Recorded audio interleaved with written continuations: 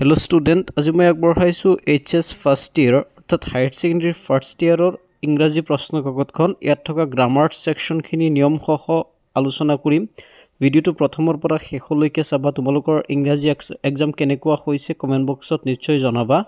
তো question number 5ত আছে এটা এপ্লিকেশন লিখিব লাগে বায়োডাটাৰ সৈতে।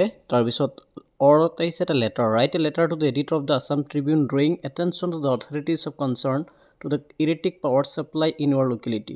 অৰ্থাৎ তোমাৰ এলেকাত থকা সঘনাই যি বৈদ্যুৎ কৰ্তনৰ কাৰণে বা লোড শেডিঙৰ কাৰণে অথৰিটিজৰ লগত এটা চিঠি লিখিব লাগে। তাৰ পিছত আছে fill in the blanks with suitable determiners, দুটা ডিটাৰমিনাৰ্স কৰিব লাগে, যিকোনো দুটা। মই বাৰু তিনটাই কৰি দিম। The Brahmaputra flows by the side of Guwahati, ব্ৰহ্মপুত্ৰৰ ডাঙৰ এটা নদীৰ নাম, গতিকে নদীৰ নামৰ আগত দা বহিব। I saw an a 1 rupee coin on the route, এ হ'ব 1ৰ লগত সদায় এ হয়, অৰ্থাৎ যেতিয়াই ভাৱেলৰ উচ্চাৰণ ৱাৰ্ড দৰে হয়, ওৰ উচ্চাৰণ যেতিয়া ৱাৰ্ড দৰে হয়, তেতিয়াই কি হ'ব, এ আৰ্টিকল ব্যৱহাৰ হ'ব। Dish milk on the bottle spelled, অৰ্থাৎ দা মিল্ক মানে গোটেইখিনি দা হ'ব, আৰ্টিকল দা হ'ব, কাৰণ গোটেইখিনি কিহৰ কথা বুজাইছে, গাখীৰৰ কথা বুজাইছে। তাৰপিছত কাৰেক্ট টেন্স কৰিব লাগে, যিকোনো দুটা। when we went out it was still raining, it was still raining হ'ব past continuous tense। my friend come here tomorrow, অৰ্থাৎ my friend will come here tomorrow future indefinite tenseত আছে। তাৰপিছত the match start before we reach the stadium, present past perfect tenseত আছে the match had started before we reached the stadium। next আছে fill in the blanks with appropriate modal auxiliaries, ইয়াত appropriate modal auxiliary ব্যৱহাৰ কৰিব লাগে। when I was young I dash run faster, ইয়াত ability বুজাইছে, অৰ্থাৎ ability মানে সক্ষমতা বুজাইছে, আৰু সক্ষমতা বুজালে কেন ব্যৱহাৰ হয়, কিন্তু ইয়াত কেন ব্যৱহাৰ নহ'ব, ইয়াত কুড ব্যৱহাৰ হ'ব, কাৰণ ইয়াত past abilityৰ কথা কৈছে, অতীতৰ সক্ষমতাৰ কথা কৈছে। গতিকে I could run faster, I could। all the candidate must bring their admit card on the day of the examination, এইটো কম্পালসৰি, মানে কম্পালসৰি বুজাইছে, এডমিট কাৰ্ড আনিবই লাগিব, এইটো কম্পালসৰি বুজালে মাষ্ট হ'ব।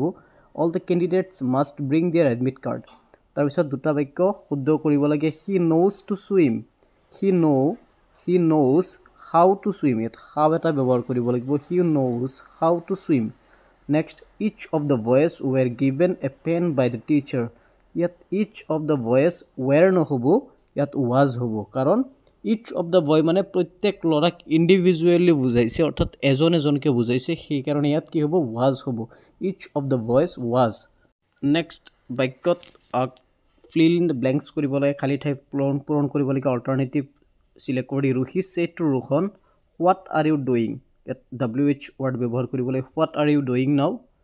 তাৰপিছত haven't you finished reading the book, haven't you হ'ব, ইয়াত শুদ্ধকৈ দিয়া আছে।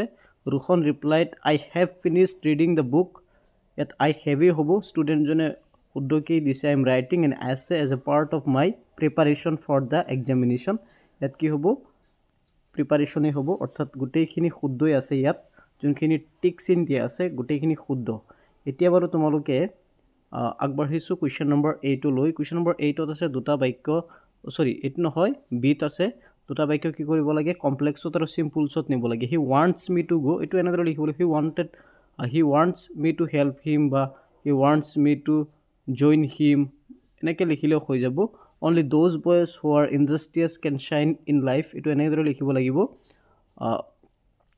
এইটো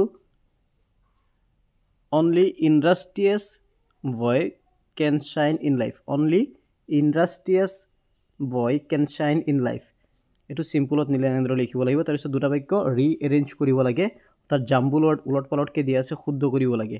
গতিকে ফাৰ্ষ্টটো হ'ব I used to go my school on my bicycle, I used to go my school on my bicycle। তাৰপিছত an honest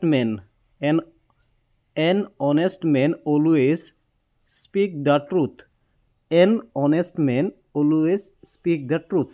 মনত ৰাখিব, মই আকৌ কৈ আছোঁ, an honest man always speak the truth।